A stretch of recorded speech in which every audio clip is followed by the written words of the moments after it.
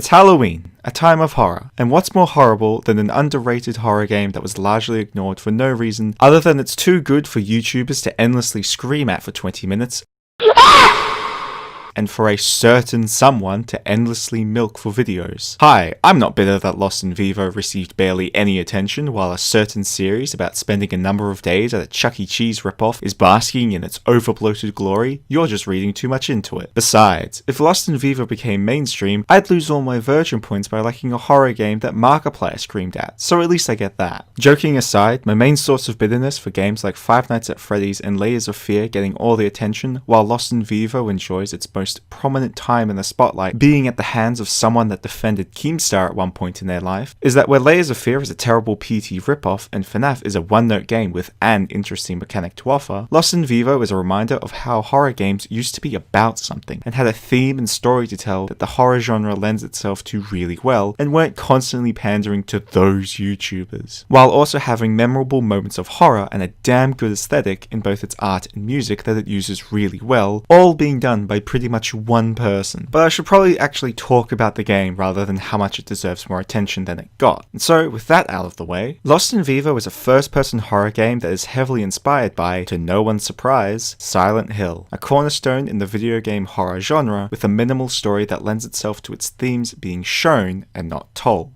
You explore different locations loosely joined together as you fight against different kinds of monsters that populate these areas, ranging from a ghost, leeches, possessed mirrors, and many more while completing simple objectives. Figure out the code for a door, get past a retinal scanner, turn off 3 breakers, that sort of thing. Unlike the vast majority of horror games to come out after Amnesia, you can actually defend yourself, which is where most people would think, a horror game where you can kill the monsters? How could anyone be scared? Until they play it and become drenched in their own sweat as they hear the fucking ghost lady phasing out of the wall to suddenly stab you in the back and you unload an entire fucking clip into her because you did not expect her to be that close already. Even though you are armed with all manner of weapons, Lost in Vivo still manages to make the hairs on my arms stand up as I hear the eldritch being behind me only getting closer. And this is because of how Lost in Vivo somehow manages to make you feel completely powerless against these monsters, even though pretty much every single one of them can at the very least be stopped for some time, at most outright killed. Perhaps it has something to do with how terrifying some of these monsters can be, mixed with music that sounds like it was done by a band named after a bunch of building materials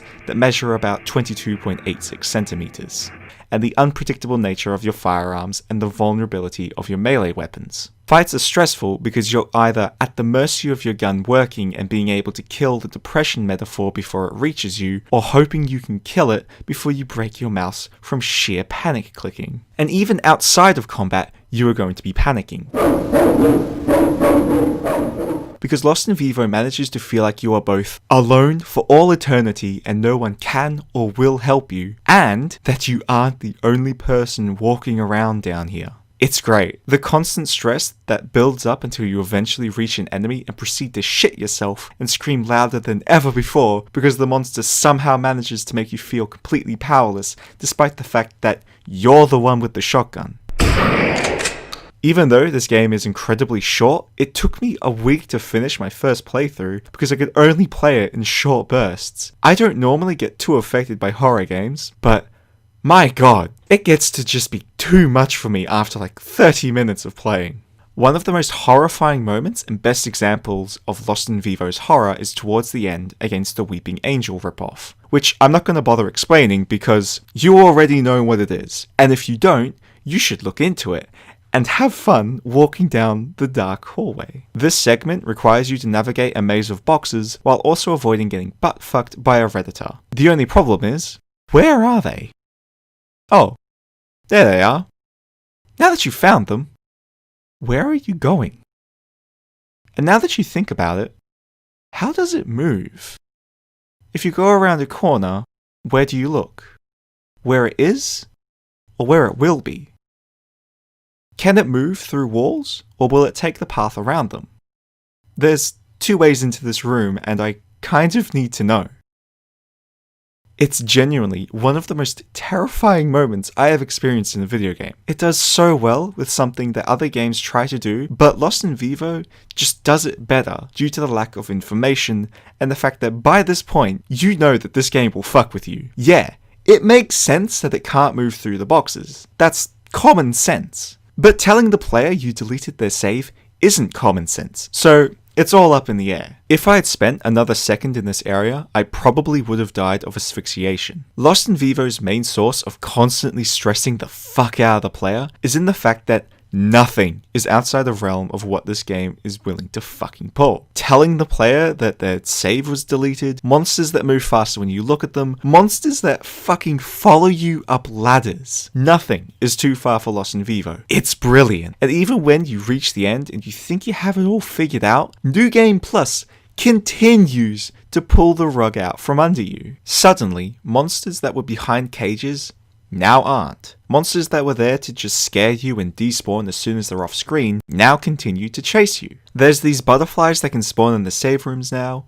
Also, the save orb is a fetus. It's this level of unpredictability that gives Lost in Vivo its horror. You pretty much never know when a scare is going to come, because what seems like a standard scare coming up never comes. Meanwhile, you go to loot a dead corpse and end up picking up the corpse and getting fucking Unity error messages. Okay, nice fourth wall break, whatever. Later, you drop that corpse only to later find it walking around a corner that didn't exist last time you looked. This game even had a blue screen of death scare near the end, but it was removed. It's something that's actually really simple, and yet very few horror games actually do anything like this. A huge problem most horror games fall into is predictability. The animatronics in Five Nights at Freddy's have very specific behavior. If you're ever stuck in layers of fear, you just do a 360 until something changes. And you can run fast enough to escape the monsters in pretty much any frictional game. Lost in Vivo completely avoids this problem by constantly changing the formula and being short enough that it never has to reuse a formula. You never encounter another save room mimic that says it deleted your save. You never encounter another ghost that moves through walls. You never encounter another weeping angel enemy. On one hand, I wish there was more Lost in Vivo.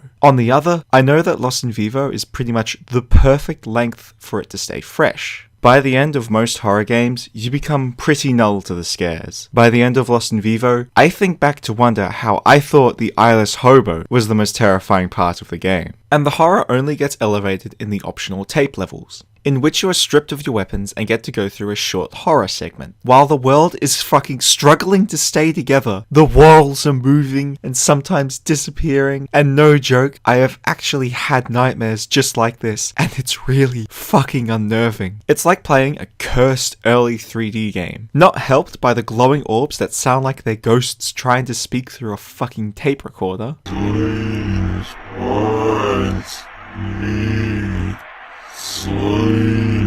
these levels will have a really simple objective and focus on atmosphere more than gameplay, such as navigating a kennel from the fucking Shadow Realm to get a dog out, or burning an idol before something gets to your hut. And while these are all really simplistic, they still manage to make me paranoid, since that unpredictability is present even in these tapes that usually only take about 5 minutes to get through. You go from walking down a hospital hall to falling into the Shadow Realm with a bunch of deformed creatures, or you're running around a hotel to try to find somewhere to sleep and are having a fucking Goldilocks moment. This bed is too gross. This door is being held shut. This chair is just right.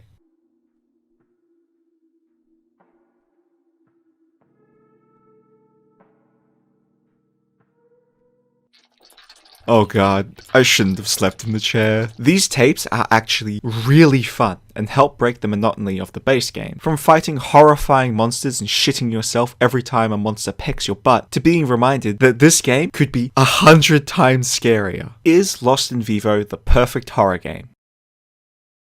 I guess so. It does a lot of things really well and barely does anything wrong. I'd say it's the perfect example of how to do horror in a game. Unpredictability, toying with the player, combined with unsettling monsters and a dark subject matter that actually has a beautiful and wholesome message, That took me by surprise. Most horror games follow the rule of no happy endings. Yet in this, there's a good ending that congratulates you on confronting your fears and growing stronger. Why don't more horror games have happy endings? Lost in Vivo is about $15 and I got through the entire game in about 2 hours on my first playthrough, but you absolutely should play through New Game Plus for the other endings, and it's well worth it if you're a fan of horror games. I'm not kidding when I say it's pretty much a perfect horror game. If someone wanted to do research on horror games before going and making their own, this would be an immediate recommend. Every time I finished a session of this game, I became a paranoid wreck for the rest of the day. I can't recommend this game enough. Go play it.